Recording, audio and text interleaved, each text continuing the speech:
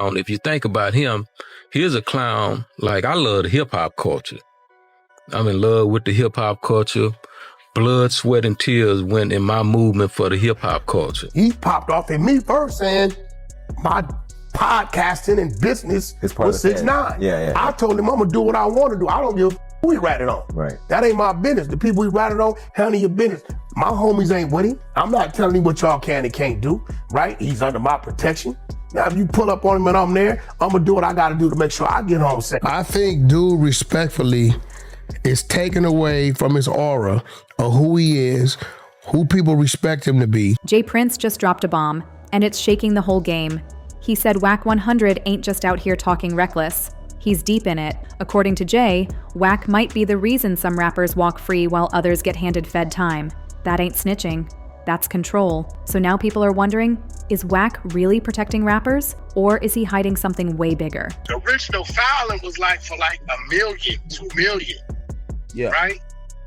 But for whatever reason, because the judge was feeling the way he was feeling, he bumped that shit up to $5 million, $7 million, some crazy shit. If you've been paying attention to the streets, this ain't news. Whispers been floating for a minute that Wack 100's been plugged in with the feds. Some say he's been an inside man for years, always one step ahead, always catching heat before it hits the blogs. That's not luck, that's intel. He popped off at me first saying my podcasting and business was 6ix9ine. Yeah. I told him I'm gonna do what I want to do. I don't give a fuck who he ratted on. Right. That ain't my business. The people he ratted on, handle your business. I'm not telling him what y'all can and can't do, right? He's under my protection. Now, if you pull up on him and I'm there, I'm gonna do what I gotta do to make sure I get home safe. But J Prince didn't stop at calling him a snitch. He basically said Wack's the gatekeeper. The reason why certain rappers move like they're untouchable. That kind of influence ain't normal. And guess who pops up in the convo? The game. 6ix9ine, Blueface. All three tight with Wack. All three somehow keep sliding past charges, both legal and street. So now folks are asking, is Wack snitching? Or is he the one pulling strings behind the curtain? Let's look at the game. That man's been hit with lawsuits, scandals, and so much drama, he should have been out the paint. One lawsuit alone had him owing $7 million. But he never crumbled. Why? Wack, not only standing beside him, but locking down his masters, controlling the royalties, moving like he owns the whole catalog. That ain't damage control. That's straight up ownership. When you found out that Wack was working with 6ix9ine, what was your original reaction? I don't even know how that happened, to be honest with you, but it was just You're like, oh, okay, that's okay, yeah, it was one of those, not like he's weird. It was more like all right. Wack didn't just lend a hand. He locked himself in as the middleman to every dime game makes. Want to sue the game? You gotta deal with Wack first. Want a slice of the music money? Too late. Wack already claimed his cut. And when people started saying that judgment was shady, Wack didn't hide. He turned up the volume like he was guarding a business investment, not backing an artist. Couldn't represent where you come from and what's supporting you. So now I got to cut you. Yeah, he biting the hand, huh? So I'm not answering Birdman's call. So now you gotta wonder, was that loyalty or a power play? Because it's looking more and more like Wack don't just manage rappers. He owns their whole survival plan. Then there's 6ix9ine, yeah, the rainbow-haired headline magnet. After he flipped in court, the rap world shut him out. Labels dropped him, the OGs ghosted him, and his name turned toxic overnight. Dude was done. But out of nowhere, Wack pulled up, scooped him like a bargain bin deal, restructured his contracts, handed him a megaphone on Clubhouse, and even sent him gas money when he was tapped out. All right, so yeah, after you got that message, after you got the message, you hit up Big U's wife. You said, sis, 911. One sec, let me get solo. And you gave him a heads up. What I tell him? You said, one sec, let me get solo. He needs to leave. Bad. In caps, all caps. He needs to leave. I said so bad, right? Yeah, full bad. That ain't business. That's a full-on resurrection. Wack didn't just save a rapper. He brought back a walking scandal like the streets never turned on him. No cosigns, no street love, just pure media manipulation and what's feeling like top-tier protection. And even with all the cities where 6ix9ine should have been a target, he's still moving around untouched. That ain't loyalty, that's a power move by someone who knows everything, even the stuff buried deep in the dirt. Now let's talk Blueface. That man stays in headlines. Fights, arrests, court orders, viral slip-ups. It's like he's got a lifetime pass to public chaos. Every week, something pops off. But here's the twist. Wack always gets ahead of it.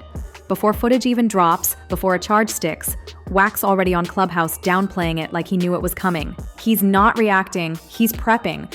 Like he's got the court calendar saved to his phone. Every time Blueface catches heat, Wack's already holding the mic, spinning the story, shifting attention, keeping his artist name from becoming clickbait. That's not just PR, that's full-on protection with insider timing. If anything, it's alarming him because there's a good chance he probably didn't know that his DNA came back up under that boy's fingernails. So if y'all want to say Wack and 600 did anything, you can probably say we're alarmed. And when the world found out Wack was tied in with 6ix9ine, guess who didn't make a sound? Blueface. No shade, no distance, just quiet. Why? Maybe because he knows exactly who's keeping the heat off his back. That's when this whole thing stops feeling messy and starts looking federal. And it don't stop there. Rumors been flying that Wack even had Birdman in his circle at one point. Back in 2018, the two teamed up to launch Cash Money West under Universal. And word is it came with a $20 million bag. That wasn't no handshake deal. That was serious business, lining up West Coast talent like Savi Third. And I just want to say this to y'all. When they raided my houses and my property, they was asking about Wack. Wack, Loose Cannon, 600, and this internet stuff. But it didn't last long. The alliance crumbled quick. Next thing you know, Wack's wildin' on Clubhouse, throwing shots at Birdman's people, even calling BG a rat right after he got out from a 14-year bid. He couldn't represent what he came from or who had his back. So now I gotta cut him off. That's what Wack allegedly said when the fallout hit. And just like that, he turned his back on Birdman, the same man who was calling his phone nonstop, trying to squash the beef in private. But Wack, he went loud. No sit-downs, no respect. Just put Birdman on blast for the world to hear. Instead of pulling up like grown men, Wack aired everything out, claiming Birdman was begging for a one-on-one convo. Meanwhile, BG's own cellmate had already vouched that BG never snitched. Not once. But Wack didn't care. He stuck to his story, offered no receipts, just kept shouting the same accusations until that whole bridge went up in flames. But here's the deeper part. Word is, Suge Knight warned Birdman years ago, straight from behind bars, said Wack was shady, couldn't be trusted, and was playing his own game. And now, it's looking like Suga saw it all before anyone else did. Cause this is Wack's MO. If you're not in his circle anymore, you might end up in the dirt. He'll flip the script, toss your name in with snitch rumors, and let social media eat it up. That's exactly what went down with Big U. They were close for years, until suddenly, Wack's out here throwing all kinds of wild talk on his name, from RICO whispers to unsolved case chatter. And the wildest part?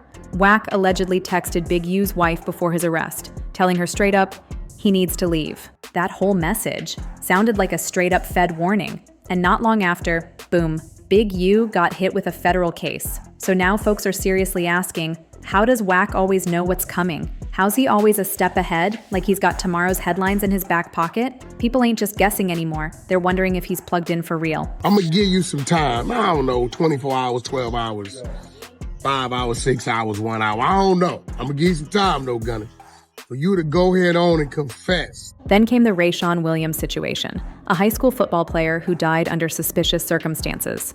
The case was quiet, sealed, until out of nowhere, Wack jumps on Clubhouse and drops a bomb. He claims Big U's DNA was found under Rayshawn's fingernails. He said, if anything, it's alarming him because there's a good chance he probably didn't know that his DNA came back up under that boy's fingernails. So if y'all want to say Wack and 600 did anything, you can probably say, we alarmed you. Wait, pause. That's not info the public is supposed to have. That's sealed case material. You don't just guess that kind of detail. You either got it from the inside or you are the inside. And then, just 2 days after Wack dropped that bombshell, the feds picked Big U up. That kind of timing? Too perfect to brush off. Now imagine you're Big U, and someone you used to break bread with just threw out sensitive evidence in public that connects you to a case. Who does that to someone they were close with? But here's where it gets real twisted. Right before Big U turned himself in on that RICO case, he went on video and straight up called out Wack 100, accusing him of working with the FBI. I just want to say this to y'all. When the feds raided my houses and properties, they were asking about Wack. Wack, Loose Cannon 600, and all that internet mess. That's what Big U said before turning himself in. And if you know Wack, you know Clubhouse is his battlefield. That mic stays hot, and every time he grabs it, he's throwing around snitch labels like they're free samples. Gunna, BG, even other industry names who haven't even been charged. If you're not locked in with him, he's coming for your name. He claimed Gunna had a 2-hour interrogation video and threatened to leak it, but surprise, it never dropped. Just more talk, more noise. I'ma give you some time, 24 hours, maybe 12, 6 hours, 1 hour, I don't know.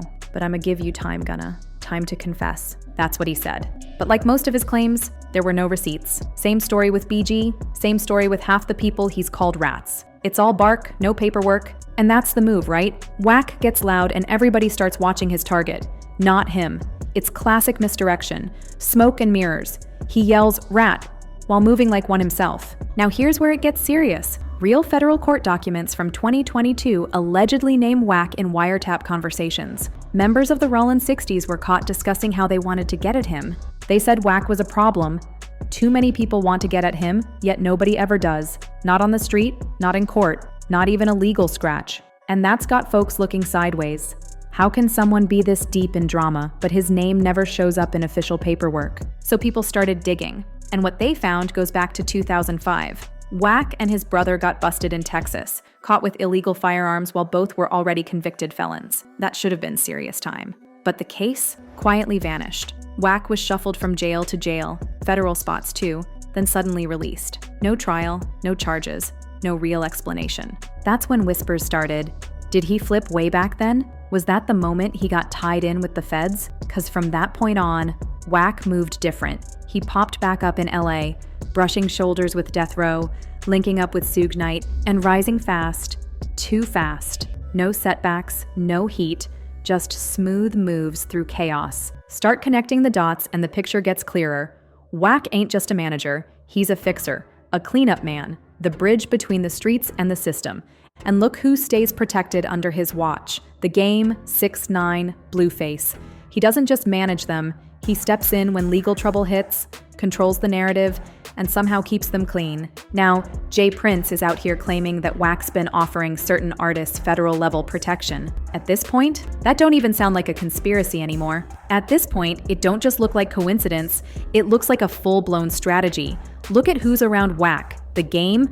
Wack managed him for years, helped him dodge a $7 million payout, and even took control of his royalties. That's not just PR, that's ownership. 6ix9ine. After the entire industry turned its back on him, Wack was the only one who stepped in, rebuilt his contracts, gave him gas money, ran his image through Clubhouse, and kept him moving like nothing happened. Then you got Blueface, in legal trouble every other week, but somehow it always ends up spun just right. Wack jumps on the mic, frames the story, and keeps it from blowing up too big. These ain't just clients, these are investments, assets he protects, and maybe controls. But here's what's wild. Folks like Gunna, BG, Big U, the minute they're no longer useful, they get tossed, thrown under the bus while Wack keeps the spotlight on someone else. But the Game, 6ix9ine, Blueface? Untouchable. If you benefit Wack, you get saved. If not, he lets the wolves come get you. And trust, the internet's been on this. One user said it straight up. Rat 100 is a professional storytelling snitch. Another said, you know he's working with the feds, dude talks too much. Moral of the story? Watch the ones who gossip heavy. If Wack really is working with the feds and choosing who to protect and who to expose, then he's not just a manager. He's a power broker. Not only in hip-hop, but in the shadows behind it. Jay Prince cracked the door open. But who's Wack still protecting in the dark? Because when that name drops, it won't just shake hip-hop. It might bring the whole tower crashing down. Like, subscribe, drop a comment, and share this with someone who needs to hear it. Catch y'all on the next one.